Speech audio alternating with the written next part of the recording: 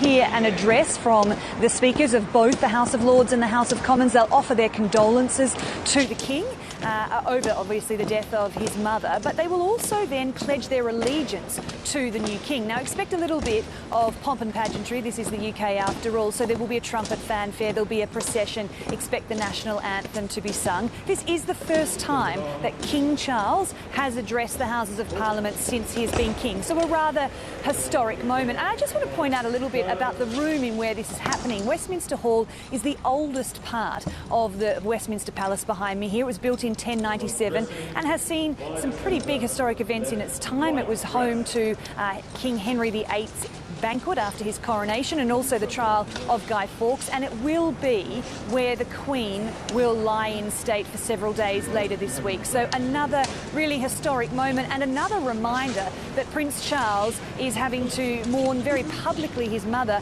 while he gets on with his new duties as King.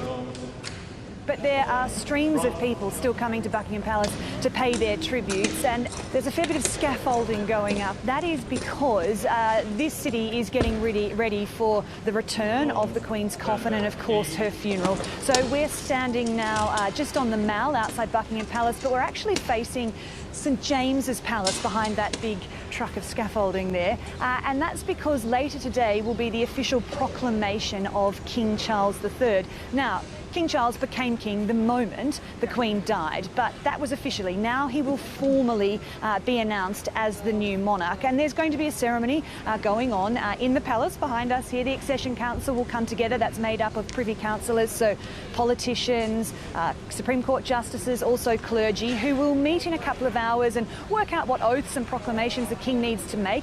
He will then join that Privy Council, who I should add, Privy Council also involves the Queen Consort Camilla and the King's son, Prince William.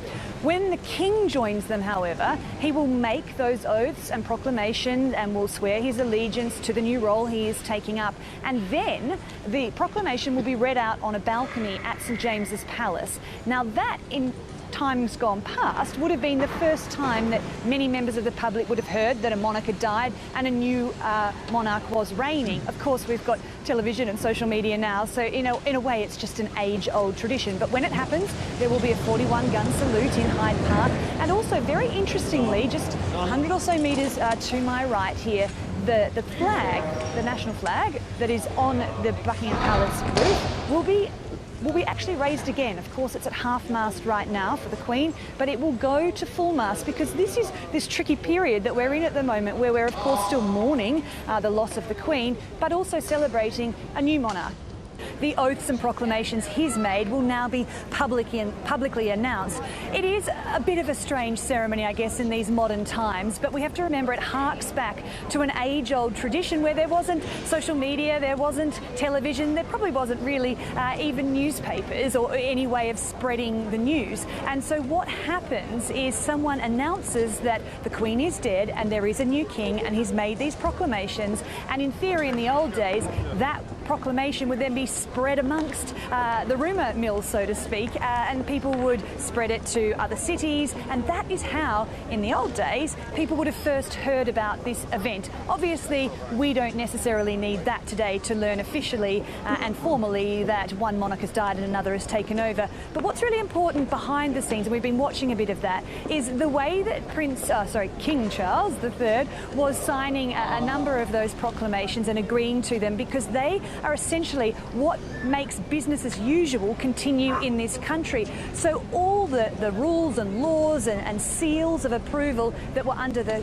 Queen's name, of course, now need to keep going. And while we're in this state of flux and transition, and the paperwork, so to speak, hasn't been done to move everything into King Charles's name, he's given his permission for essentially business as usual to continue. So there is a purpose to this age-old tradition, and of course it adds a little pomp and ceremony to the transition as well. Now, so many people here that are lining the street hoping to catch a glimpse of what's gone on, they're probably going to be reasonably disappointed because it is all happening behind us there and we won't be able to see or hear.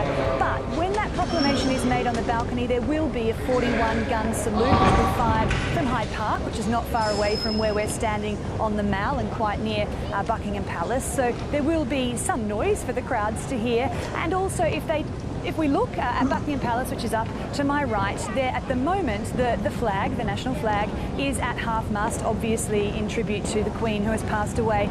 But now that a new king has been proclaimed, that flag will be raised to full mast again just for 24 hours.